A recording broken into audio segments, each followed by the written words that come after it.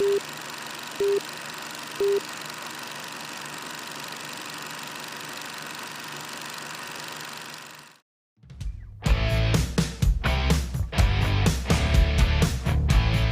Ozzie talks with community leaders about issues in the public safety arena. Sponsored by River Ridge Hardware.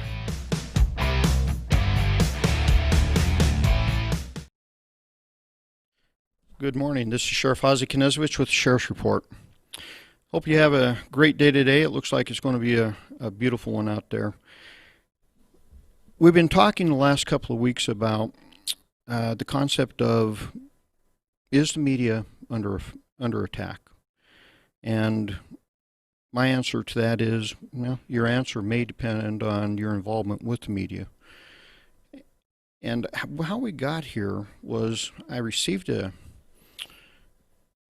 email, and I'll just read the first couple of lines to you. We tend to think of hate directed toward particular people based on their ethnicity or other such characteristics. Blacks, Jews, LGBTQ people, Muslims, immigrants, and so many others. But in the last few years, we've also seen hate stoked against the media.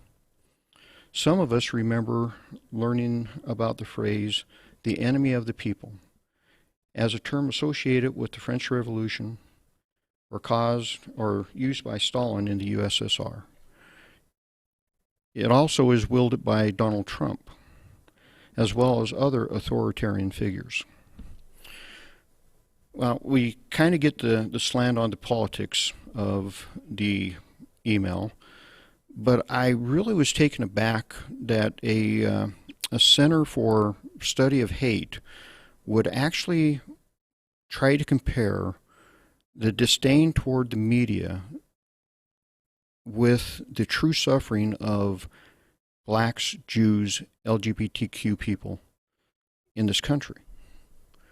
It really kind of offended me. So I decided, after 14 years and 4 months of dealing with the media as sheriff, I finally have come to the point, folks, where I at times question why I even speak to the media. I mean, that is where the point is right now. Because there are times that I'll be interviewed about something, not knowing the direction this story's going, thinking it's going a totally different way, and then read it in the paper and go, well, I didn't see that one coming. Or to read in the paper or see on TV on a news story that I'm quoted in it, but I was never interviewed. And I have raised those concerns. I've very diplomatically kind of raised those concerns about, if you're going to mention me in the story, will you please at least interview me? Because taking a soundbite from something that was said about this topic in general does not mean it fits the topic that you're trying to present today. The contexts are going to be totally different, and if asked the question, it may be clarified as to, you're trying to go here with this topic, but that's not what this statement was about. And I have raised those concerns. And it happens more often than not. And we'll cover that as we get into the presentation today. So just as a recap, in the last 2 weeks I covered a story by the Inlander titled, Sheriff Says Organizers Demanding Mental Health Chat Instead of Killology Event Should Fix Their Own Damn Houses. Well, folks, they weren't demanding a mental health chat. That was not in their letter. That wasn't their demand. And we covered what clickbait is. That headline is pure clickbait. The quote that they used was in answer to a question that they presented to me. And the question was, well, Sheriff, what would you say if you knew that Deacon Jones, the person in this story, had said that he's frustrated with his African American leaders because they're not presented with things the way he wants them presented. My answer was, well, I can't fix that for a deacon, and perhaps he needs to think about fixing his own damn house. That was the context. It was an answer to a question. It's not exactly the way it's related in the story. Then we had another inlander story that said why thousands are calling on Spokane County Sheriff to cancel warrior-style training. We're going to cover that one today too, for law enforcement officers. Well, here's the thousands of petitions, signatures. Not sure what I do with the ones from like New Zealand, the UK, all over the United States. There's about 680 of them are actually from Spokane, but the media never takes the time to actually find out what these thousands were. Well, there's roughly 3,500 signatures attached to this thing. Now, there are some missing because apparently the person ran out of ink and didn't finish printing, but I don't think there's that many missing. So out of the signatures I have, about 680 of them are actually from the Spokane region. So I wish the media would be a little bit more careful about how they portray things. Just because you're told it's that way doesn't mean it is that way.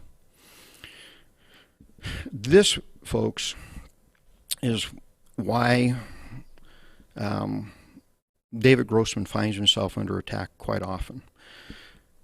For years, Grossman has talked about how teaching violence, especially to children, and allowing children to absorb violence is creating a more violent society. Now, there was a time that Democrats actually were the ones talking that this was happening, but now it doesn't happen that way anymore. The Democrats, and I'm going to stop using that term because they're truly not Democrats, they're socialists.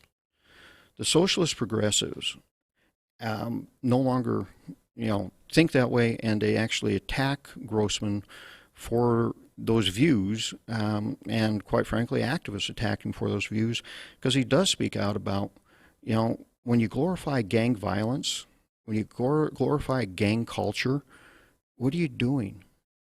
You're teaching, especially the most vulnerable kids, the most susceptible kids, to that violence, to that lifestyle, that it's okay. We have turned gang culture and gang lifestyle and gang violence into pop culture. That's another reason they don't like Dave Grossman. How did this all start? Well, it started because the socialist, one of them, Andrew Biaviano, started pushing this information out on Facebook. And folks, that's how our news is created anymore. They scour Facebook. If something's trending, it becomes the news. I told you that over the time I was out of the area attending to a funeral, I was contacted by Good Morning America because somebody, and they think it was a bot now, put using a actor's profile, had put something that happened in Spokane, and it went viral. So GMA was going to run with that. And I was like, I don't know why you want to run with that. And after a while, they went, well, we're not sure we're going to because we don't think this is a real site. We think it's a bot. And folks, that happens. And the Russians are doing that to our society. The Russians know our divisive points, and they're using them against us. America is failing in almost every category right now in dealing with the issues that we face because we are not united. We are one of the most divided countries, I believe, in the world right now, and we are at the most divisive point in our history, except for maybe the Civil War, in which, quite frankly, there are some that are trying to push us there. And we'll cover that in a few shows from now. What is going on and who is behind it and who's driving this these tendencies towards us going at each other. We need to rethink this, because that type of event never works out. Very rarely. You think about revolution. Think about how many of them actually worked out for the people. I can only think of one, and that happened in 1776.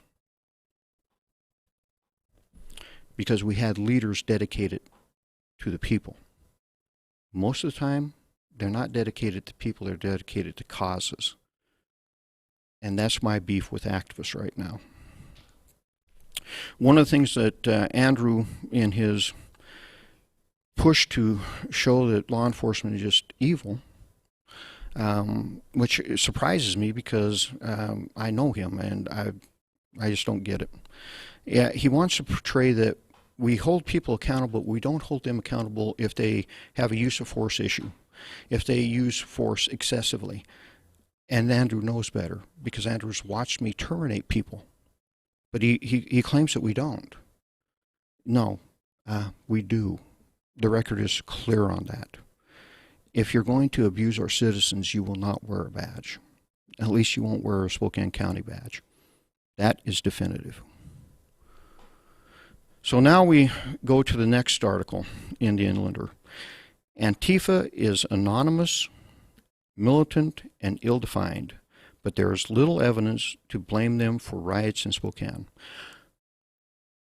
Well, not so much. But the reporter in this one is determined, quite frankly, and I'll just use his own words. While Spokane's protest on May 31st was largely peaceful, there were exceptions. Windows that downtown businesses like Nike were shattered and merchandise was stolen by looters. Protesters threw water bottles and other objects at police. A man threw a crude attempt, and notice the downplay. The man threw a crude attempt. No, that was a Molotov cocktail. And so the man threw a crude attempt at a Molotov cocktail, and that night Spokane Sheriff Ozzie blamed a group of Antifa socialists. No, let's get it right. I blamed Antifa and socialist. Wasn't combined, kind of combined like the reporter wants. It was two categories, because it was two categories for the destruction. And how would I know that? Well, we had CIs. The morning of the first protest, I actually called key business leaders downtown and said, you might want to be prepared, because it looks like this is going to go violent. And it did. I called the NAACP president and went, Curtis, all indications are you're going to have a problem. His words to me were, Sheriff, I'm doing my best. I'm trying to convince him not to do it. Curtis knows who's behind it. And he did his best to try to prevent it. That's why the thing that's missing in this comment was, I stepped out and said it wasn't our African American community, because it wasn't. It was their socialist allies. And that's a new word, buzzword now, allies. It was our socialist allies. So let's take a look at this peaceful protest. Folks, there is nothing peaceful about this protest. Even when they're at the county courthouse, they were throwing rocks, bottles, potatoes at our deputies, corrections officers, and police officers that were there standing at that line at the courthouse. I watched it. Did you see us respond? No, you didn't. What you saw is your deputies and your police officers and your corrections officers hold a line and take that abuse. Why? Because we told them to do so. We told them, do not give them the optic they want, because this is how they started. They push and push and push until police respond, And the only thing that gets caught on video is our response. It's not the prelude to that response. It's not the rocks. It's not the potatoes. It's not the water bottles. It's none of that gets on the air. It's only our response, and that is a trained tactic that activists use. What you're seeing, folks, is the aftermath of the attack on your law enforcement. So during that event, they weren't getting what they wanted. About 500 of them broke off from the main event and went downtown, and the next slides show the havoc they caused. And they want to say that, oh, you know,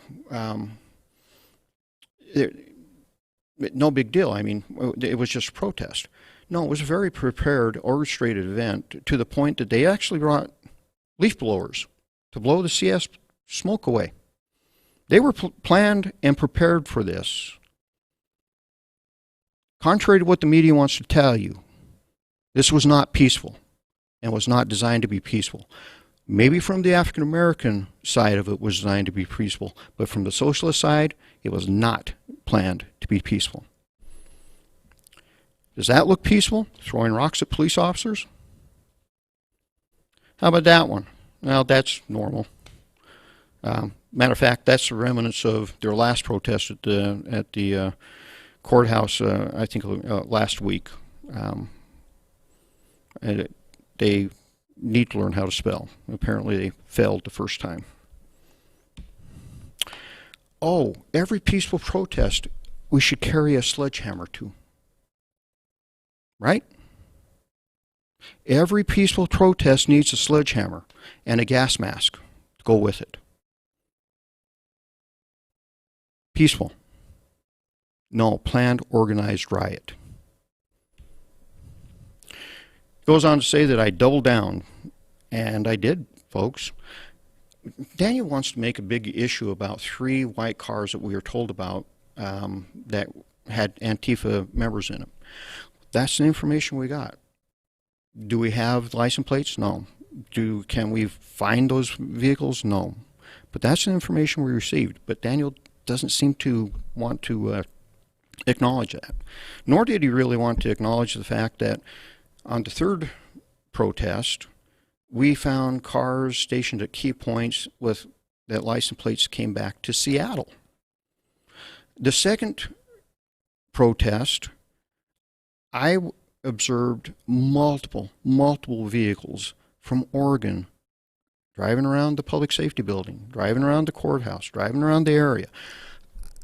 It's unusual for that amount of Oregon plates to be in that area. Just is.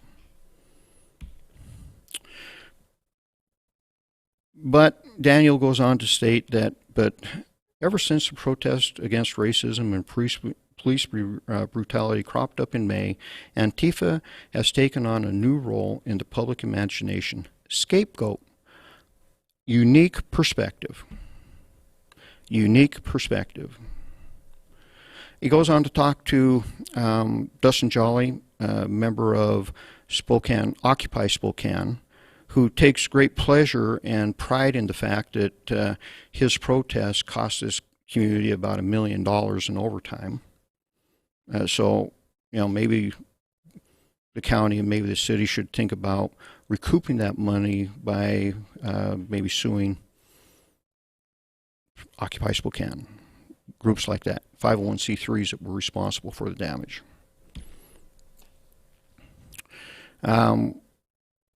Daniel also takes issue with the fact that I accused journalists of locally and nationally scrambling to try to shield Antifa from responsibility. Well, folks, I can tell you that 3 years ago, that the FBI and the Department of Homeland Security officially classified Antifa and their activity as domestic terrorist violence. President Trump was a little late to the show on that one when he blamed Antifa or declared Antifa terrorist in the last few months. It had already been done, folks. This is an article from Political. It was already done. Why? Because they are violent, and they've been very violent, and they have caused nothing but hate and discontent in Portland for years. So again, we consider a domestic terrorist threat. Antifa is considered a domestic terrorist threat.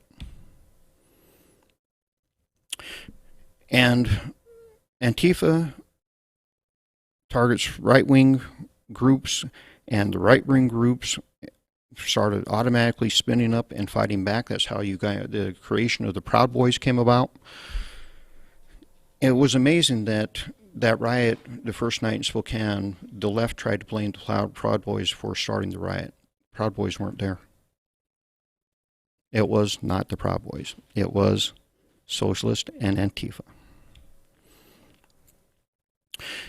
Even Chief Meidel, during my conversation with Daniel, I got Meidel on the phone, and the chief actually explained to Daniel that, yeah, there was a female there wearing Antifa hats, had a blowhorn, identified herself as Antifa. They had surrounded a police car. The people surrounding the police car had Antifa on their T-shirts, and if it wasn't for some courageous citizens, they would have damaged that police car and trapped those officers inside it. But those courageous citizens allowed enough time and enough room for the officers to get out of there. But I think that there's a very valuable lesson here. It's not like Antifa activists generally carry membership cards in their wallets, because Daniel's big thing is, well, you didn't arrest anybody that we identified as Antifa. Well, Daniel, it's because they don't identify themselves as Antifa, even if they are. He wants to say that this whole notion of Antifa has been debunked, except there was that self-proclaimed Antifa supporter who tried to tear down the statue of Andrew Jackson in Washington, D.C. The Spokane Street Aid founder, Rebecca Denault Walker, had an interesting thing to say. She kind of downplayed the facts that everybody was wearing masks, goggles, carrying gas, carrying gas masks, and wearing body armor, lugging jugs of milk around because it supposedly neutralizes the effects of CS, as no big deal. And her quote was, "Police have shown they are not afraid to fire on peaceful protesters." When?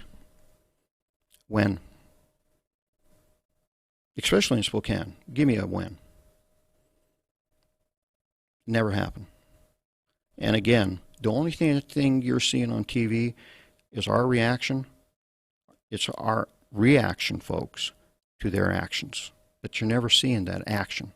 You're not seeing those rocks being thrown. You're not seeing those officers being pelted. So again, they want to downplay the fact that they were organized. They want to downplay the fact that they had equipment there to neutralize any effect that we try to put at them. You don't bring leaf blowers to a peaceful protest. You don't bring sledgehammers. You don't wear a gas mask. One more time, that is a sledgehammer. So Daniel contacts people who claim to be the Rose City Antifa. I believe he actually even reached out to possibly Emerald City. And they, of course, denounced that they were there. And he goes on to say that eventually evidence will be released that will show exactly what happened. And it will. That evidence will be released and will be able to show you exactly how this played out. But until the investigations are over, we can't do that. Daniel and I, during this, kind of had a conversation, and I said, look, Daniel, I think, a lot of people seem to think that the public have lost faith in the law enforcement. I said, I can tell you that's not the case, especially in Spokane County. It's not the case. And I don't think it is nationally. And he kind of got a little uppity with me on that one. Well, Daniel, new poll. Elway just put it out. This is for the state of Washington. This is how the people of the state of Washington view their law enforcement. And it's been fairly consistent. 79 to 70% over the last 10 years has been the number. I appreciate the fact that the public understand and they do support their police officers. I do. I really, really thank you for that. But we do have one area of concern in the state of Washington, and that would be Seattle. Because in Seattle, the rankings aren't that great for law enforcement. If you're looking at excellent to good, the way law enforcement is viewed, only 40% of Seattle residents feel that way. However, you get out of Seattle and get to King County, 63% of the residents feel that their police officers do an excellent or good job. Pierce, King County area, that goes to 76%. The North Puget Sound area, you get to 78%. In Western Washington, as an aggregate, outside those other areas, is a whopping 80%. In Eastern Washington, it's 81% of the public view their law enforcement as doing an excellent or good job. So, to the socialists of the Spokane City Council, continue to attack your law enforcement. You asked about our response. I just told you about that response. We didn't respond when they were throwing rocks at us. We didn't respond when they were throwing potatoes at us. We didn't respond when they were throwing water bottles at us. They didn't get what they wanted, so 500 of them broke off, and they started terrorizing your downtown core. And that's when your police officers responded. It wasn't until they took that action. Folks, this is Sheriff Ozzie with the Sheriff Report. If you stay tuned, we're going to do another series of this. We have to break it right here for our radio program, but we're going to be right back with part 2. Have a great day. Thanks for watching. Ask the host a question, recommend a guest, or check out any of our other programs on Facebook, YouTube, Twitter, Apple Podcasts, Spotify, or SpokaneTalksMedia.com. Sponsored by River Ridge Hardware.